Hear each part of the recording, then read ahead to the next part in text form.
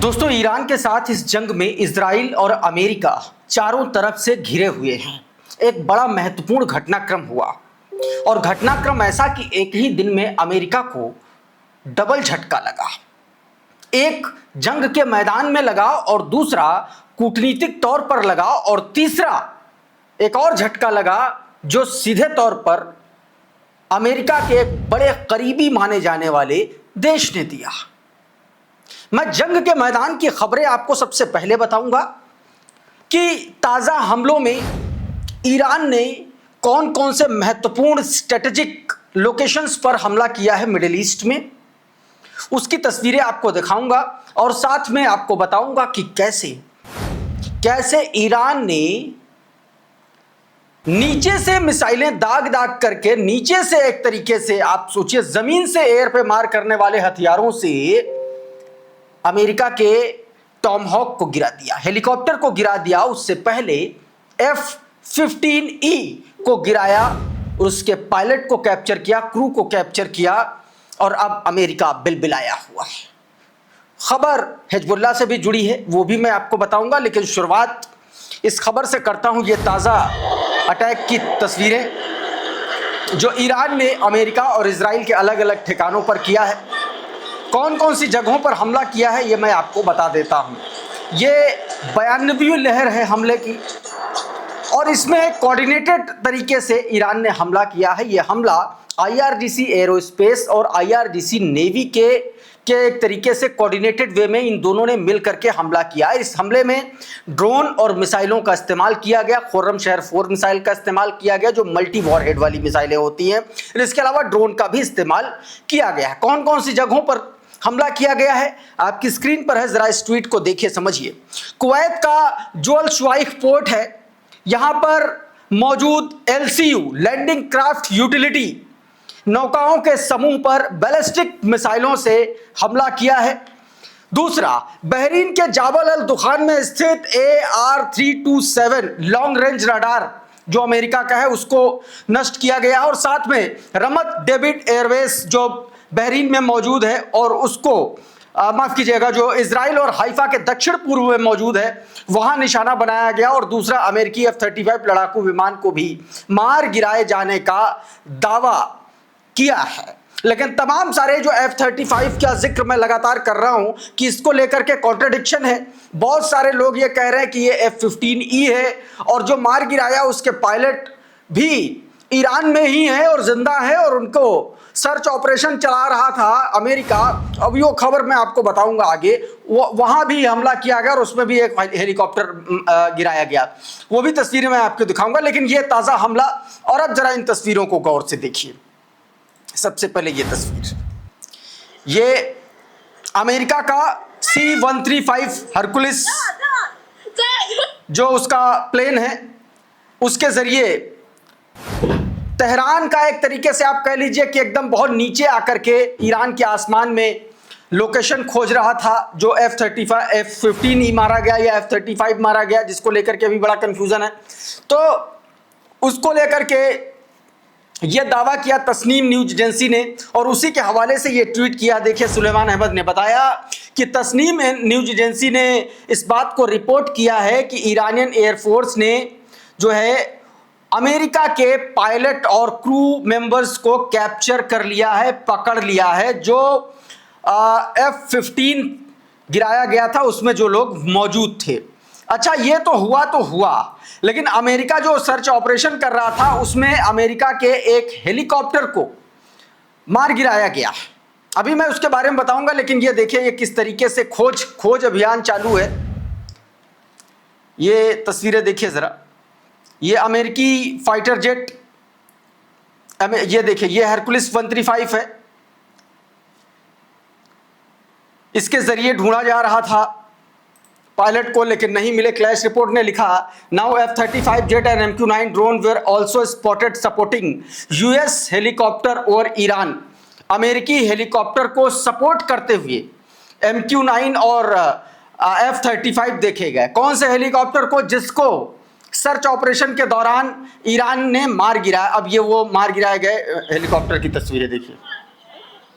नहीं, ये हरकुलिस 135 है, जो एक तरीके से उसको प्रोटेक्ट करने की कोशिश कर रहा था।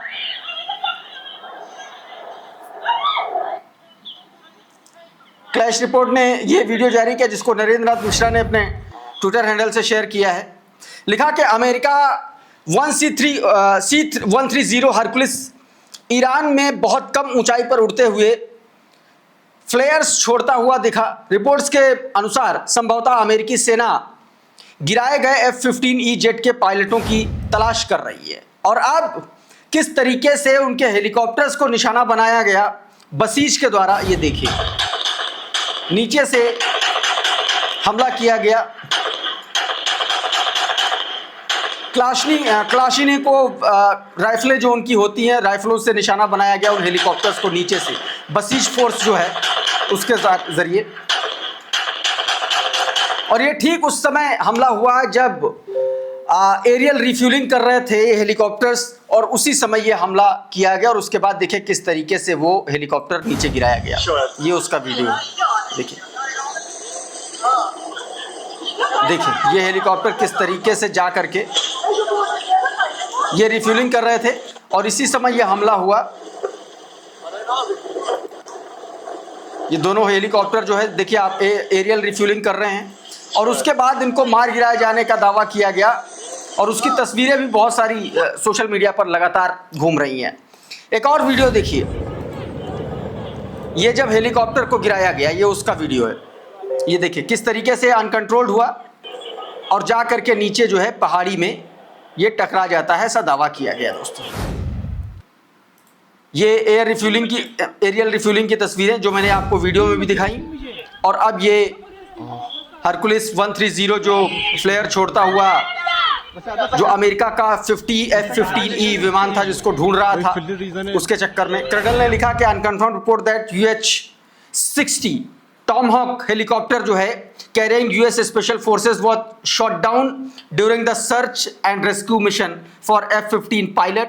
Meanwhile US KC-130 refueling aircraft which had been seen refueling 2 helicopters come under fire from Iranian air defense and has deployed flares। सीधे तौर पर कहा गया कि ये भी जद में आए हैं, ये दावा किया गया।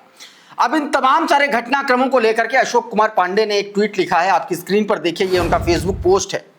लिखते हैं कि ईरान ने अमेरिका का एक F-15E गिरा दिया। $94 मिलियन के इस जहाज का पायलट फिलहाल लापता है। उधर पायलट को रेस्क्यू करने जा रहे जहाज भेजा हुआ काफी नीचे चक्कर लगा रहा ताकि पायलट को देख सके, तो ईरानी उस पर राइफलों और कलाश्किनिकोव से गोलियां दाग रहे हैं।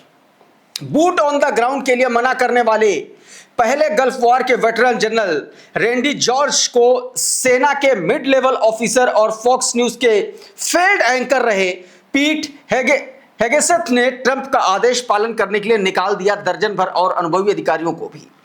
आज का हाल देखकर शायद ट्रंप समझ पाए कि ईरानी जमीन पर सिर्फ सेना से ही नहीं लड़ना होगा, तैयार तो चेचन भी बैठे हैं। ईरानी कबीले हैं जो अपनी बाबा आदम के जमाने की बंदूकों से ड्रोन गिरा दे रहे हैं। वैसे समझ में आएगा, तब समझ में आएगा जब कोई ट्रंप को सच बता पाएगा। तानाशाहों को सच बर्दाश्त नहीं होता है। हिटलर भी बीच जंग में अफसर बदल रहा था और जबरदस्ती अपनी वाली करवा रहा था। नतीजा सब जानते हैं। एक सेना से लड़ना आसान होता है, आत्मसम्मान से भरे राष्ट्र से लड़ना असंभव, ये सीधे तौर पर कहा गया।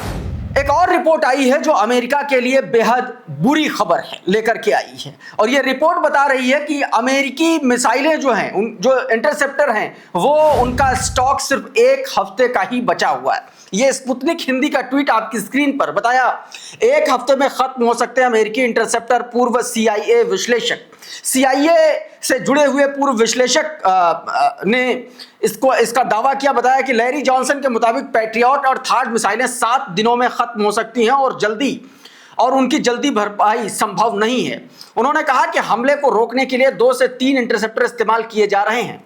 $500,000 की मिसाइल, ईरानी मिसाइल को गिराने में 12 मिलियन और 26 मिलियन तक खर्च होता है, जो आर्थिक रूप से बड़ा नुकसान दे रहा है, ये इसमें कहा गया। दूसरी तरफ फ्रांस के राष्ट्रपति इमैनुअल मैक्रों ने एक बार फिर से डोनाल्ड ट्रंप को बड़ा झटका दिया और उन्होंने अपना एक बयान दिया जिसमें उन्होंने यह कहा कि हो सकता है कि ईरान एक बुरा मुल्क हो, लेकिन इस बारे में कोई बहस नहीं हो सकती कि किसी देश की आवाम के खिलाफ जा करके आप जिल्ले इलाही बने और आप जो है उसमें कूद पड़े जा करके। और इस जबरदस्ती कूदने का हश्र उन्होंने एग्जाम्पल दिया कि अफगानिस्तान, लीबिया, इराक, हर जगह देखा है। क्या कुछ कह रहे हैं, सुनिए जरा। Iran is a very bad regime. No discussion about that. I disagree with them on a lot of topics. But I don't believe that we will fix the situation just by bombings or by military operations. Look at what happened with this type of operation in Iraq, in Afghanistan, in Libya. We never delivered. Never. Even after 20 years. So you have to respect the sovereignty of people. If people want to change a regime, they want to react, step up, they can do so. और इस बीच UN में भी एक बड़ा झटका Donald Trump और उन middle east के देशों को लगा है जो लगातार हाजिरी लगा रहे थे, कह रहे थे कि नहीं हमला करो हमला करो, और तमाम सारे देशों से मिलकर के कह रहे थे कि यूएन में प्रस्ताव पारित करो ईरान के लिए स्ट्रेट ऑफ हॉर्मुज खोलने को लेकर के। ये जरा ट्वीट देखिए, अमनदीप पिलानिया ने ये ट्वीट किया, बहुत जगहों पर आपको ये खबर मिल जाएगी। इन्होंने ये लिख रहे हैं कि मिडिल ईस्ट में जारी जंग के बीच रूस, चीन और फ्रांस ने संयुक्त राष्ट्र सुरक्षा परिषद यानी कि यूनाइटेड नेशन सिक्योरिटी काउंसिल में अरब देशों के एक अहम प्रस्ताव को रोक दिया।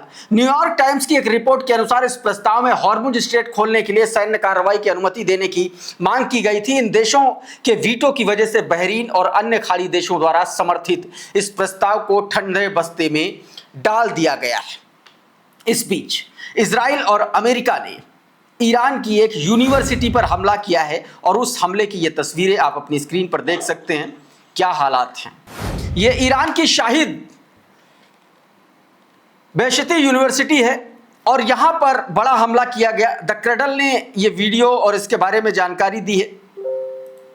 बताया जा रहा है कि इसमें काफी नुकसान हुआ है ईरान को, इस यूनिवर्सिटी कैंपस में जहां पर यह हमला किया गया।